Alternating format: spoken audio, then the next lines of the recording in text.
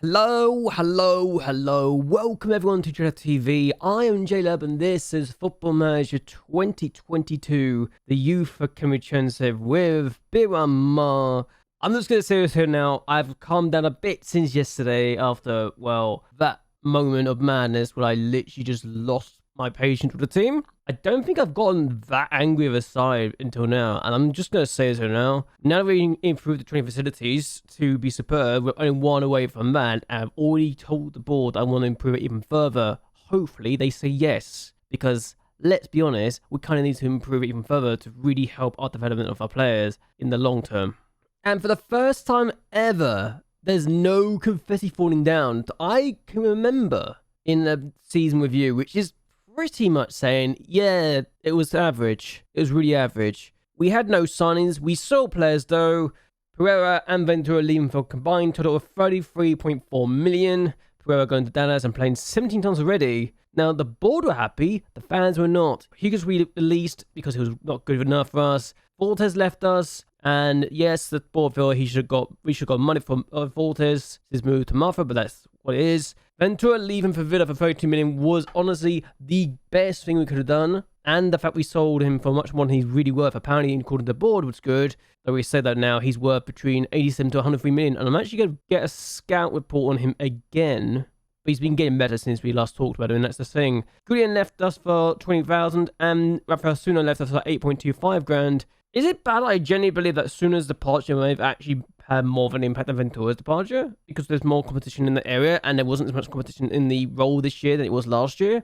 Is that bad me to think that's the case? Because Ventura, while he played 37 times for Villa and was amazing, had a big impact, but offensively we were so much worse than last year. It was ridiculous. Loans out, we sent not a lot of players out on loan, actually. Rafael out on loan to the fourth tier. Fortuna has taken Zimmer, who got 13 goals and 4 assists, so he had a really good year, even if I don't feel like I'm going to keep him around for next year. Diego Varelo was really good as well for Academia de Futsal, I think in the second tier, so he did okay there. Marcus Nihas was out on loan to Morenhese. Callisto was out on loan to Canales, and Canales also took Ferreira on loan, and yeah, it is one of those things, really.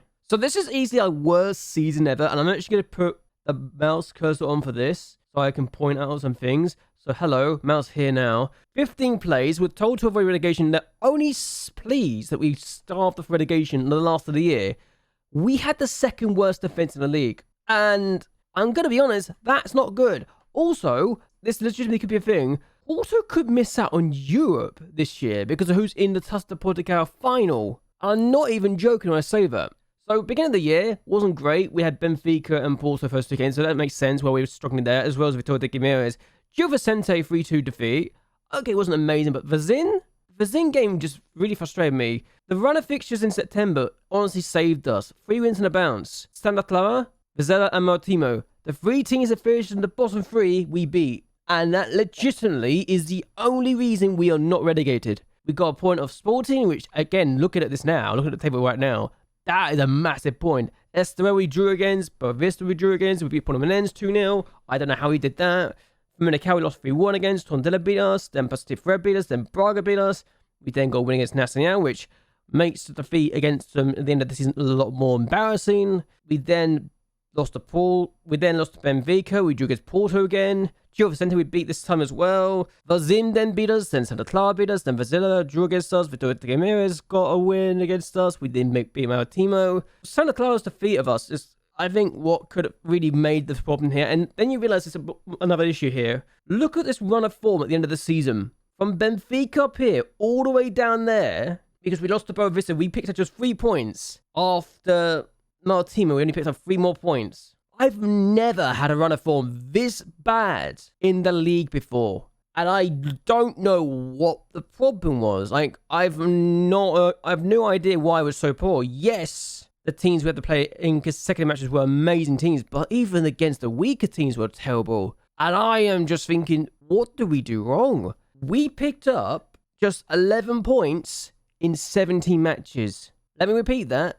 We picked up just 11 points in 17 matches. The first half of the year was enough to keep us out the bottom of the table, but that was relegation candidate form. We would have been relegated. If we did this run of form in the first half of the season as well. no credit of that. Like, that's just how poor we were. And I generally don't know how we are so bad. I literally do not know why we're so bad in this run of fixtures, but I might need to take a break from the save just to recover from that. I really will. We got to the 5th round of the Statistical and Positive Ferreira beat us, so that's a thing. At the end of this cup, we actually got a win against Mafra, so we actually weren't terrible in this run of fixtures. We got to the 3rd phase, the 3rd time to save, and again, we were not terrible, and we got to this phase of the competition for just the 3rd time ever, and we actually won our 1st game. It's taken us 6 matches to get a win in the groups. So there you go. Moments to remember, the 4-1 win against Cadiz was the biggest win of the season. It was the 1st game of the year. Max remember the 1-0 victory against Vizela away from home.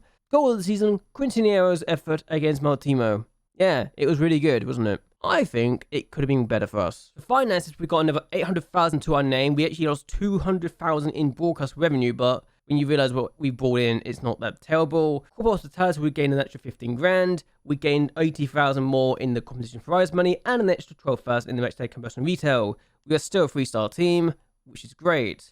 The top shirt sellers was with Ribeiro, Tribulo, Alvarez, Quintinero, and Lasca.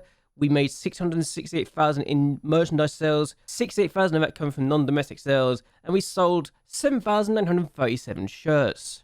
How we line up was this, and this is where you see the problem right now. The fact that our best right back, Alvarez, got a 6.51 average rating, and Jafino's not in this list, is pretty damning on Jafino and how poor he was. Only Lasca and Dribbler got above a 7.0 rating, and Petrocinio did do well to get a 6.9 rating in the end. But Boateng, 6.68 average rating, he got 11 goals and still did that badly. Mariah only got 2 goals but got a better average rating than he did. Bonas, a 6.71 average rating, and Tunes, a 6.8 average rating. He also got 5 goals, 8 assists. Aparicio and Santos were in the midfield. Ribeiro did not even make it in because he was so poor. That's bad. Amadou only got in with a 6.62 average rating. Our team was so poor that most of the players I would expect to be in there did not even make it in. And that's damning. That is very damning on Ribeiro's point of view. It really is. So the fans player of the season was Lasca. He was good. Quintana got the goal of the season. Boateng got the top goal scorer. And despite being the man who was the player of the season, he actually got sent for the last game of the year, which is not great. He got the most player of the match with 5. Average rating was 7.2. Ribeiro completed the most passes per 90 of 80, yet he was so poor, he didn't even get in the team of the year. That's damning to me. Lasco got the worst discipline with 14 yellow cards and 1 red. Otunis has now made 365 appearances for the club at the age of 30. Yeah, it's one of those things we need to look at and ask, where do we go from here? So new records for the feat. 6 games in a row we've lost is a new record. And I don't know what to say at this point. Oh, wow, that's bad. Appreciate's now on the team, the best ever 11 for the team, apparently. And I think everyone's come for our youth academy at this point. No, Brian's the only one that's still in here that's not come for our youth academy. And Breda. So 2 players still in here that were not in our youth academy, as well as Hugo Sandoval. So it's 3 players that's still in there that weren't from our youth academy. What are we doing, though? Some of the players you'd think would be better than doing things elsewhere, right? The fact that Jafino is the best left back is also pretty damning, isn't it? The fact that Antunes is the only player still at the club from the 2025 Team of the Year is saying a lot, isn't it? So what do I want him to do? Finish in the relegation playoffs, so they understand my plight, and that's a thing, isn't it? They generally realise, yeah, last year we weren't that great, and we need to take another 3 years to become established again. I accept this, but I don't want to be signing any players of the age of 30. Really gives me a lot of room to work with, it really does. And we are going to tell the players that we need to finish at least in the relegation playoffs. We've done well to avoid relegation. We'll be looking to make sure we don't go down next season, even if it might be via the relegation playoffs. They're happy about that. The fact they're very happy about that, and we've got 3 players now saying they're unhappy with the fact I'm not going to give any promises. You can stop it. You're not good enough to really get these promises from me. You've been so bad this year. You don't deserve it, alright? You do not deserve hear from me and get promises. Look at the XG they accumulate in this game, by the way. 4.22. No wonder we're battered left, right, and centre. Honestly. Boateng's now a good player for the 2nd tier. That's our 2nd best striker, by the way, who's also consistent. So Boateng's that good as a 3-star player there and a 2.5-star player there. So let's look at the strikers, right? Because Mariah is also a second tier player, 2.5-star current ability as a striker. So that's a problem. We've got strikers that are only good enough at the second tier playing for us right now. We do not have players good enough for the top flight. I'm also going to show you this stat that's here, right? 34 games played, we scored 39 goals, the 9th worst attack, but we conceded 62 goals, which was the 2nd worst defense. We had 96 yellow cards, the worst in the league, and we had 5 red cards, the 4th worst. I don't know about you, but that's a pretty bad record to have when we can outright say that, yeah, we were rubbish. My God, were we rubbish. I genuinely don't know what to fix. I need to figure out what tactic I need to work on because I genuinely don't know what to really do at this point and how to get the best out of the players right now because this didn't work, this didn't work, this didn't work, and the 4-1-3-2 didn't work either, so there's a lot of problems in this tactics and I genuinely don't know what to do here. And I've tried a lot of tactics, a lot of formations this year. Admittedly, I didn't try to change the instructions, so probably it's the instructions more than anything else, but my God, did we do bad this year, and did we deserve to almost get relegated? Honestly, should have been relegated, but it is what it is. We need to work on a few things, and desperately so. Anyway, we are going to see if the board accepted our request, see if our budgets are the like, and also see who has gone up to the division next year, and if we are going to see some interesting new faces this year. Also, Fiorentina got relegated from Serie B, so that's a thing that happened again. Okay, so we've got a transfer budget of 9.63 million. And a wage budget of 57,000, so it's exactly the same as last year. And we have all this money and we can't even touch it. How does that make you feel, ladies and gentlemen? Does that make you feel as bad as it does for me? I'm not a fan of this. The fact I've just been told by the board, yeah, we're not even going to consider improving the training facilities because of the club's financial situation, is a little alarming. I don't think they're even that bad, but okay. Apparently they're quite bad.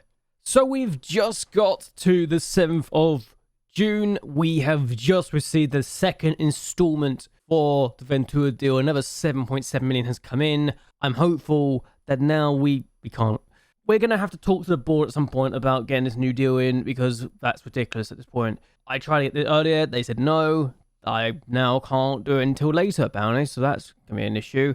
We can set it up potentially for the training facilities, which is going to be useful indeed. We've actually seen who's gone up and who's gone down for the division in the playoffs. So who went up out of Santa Clara and Mafra? Santa Clara survived in the end. They won 3-0 in the second leg after drawing the first leg 3-3. So they definitely did themselves justice. But yeah, this is our season. We had the 2nd worst defense. Only our team had the worst defense than us. We weren't terrible going forward, but defensively we were so frail, it was almost embarrassing. And we need to work on our defense a little bit and hope that we are not going to be losing every game for 6 straight games next season if we continue to save after this year. Also, Porto have missed out in Europe because Passos de Ferreira won the Taça de Portugal. The team that knocked us out of the Taça de Portugal went on to win the damn thing, and Porto are not even in Europe next year because we lost the European spot to Scotland last season.